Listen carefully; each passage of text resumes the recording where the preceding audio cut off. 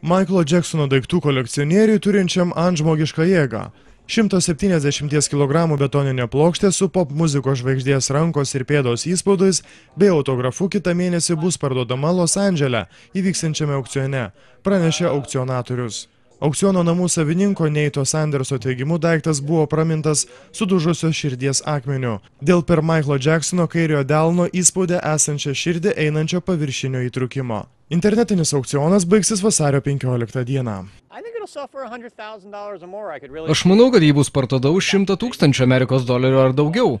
Aš galiu įsivaizduoti ją keliaujant atgal į Las Vegasą, kur ji ir buvo pagaminta Las Vegaso šlovės salėje. Ji būtų ideali kazino ar kažką panašaus į Hard Rock arba Planet Hollywood. Galbūt net kolekcionieriui, kuris turi daug pinigų. Praėjusį kartą Michaelo Jacksono pirštinė buvo parduota už $350,000.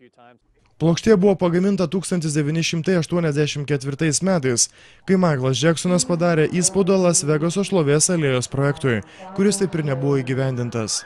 2006 metais plokštė buvo rasta Riviera viešbučio Rūsyje ir pralošta loterijoje viešbučio svečiui, kuris 2009-aisiais pardavė ją dabartiniam savininkui už neskelbiamą pinigų sumą.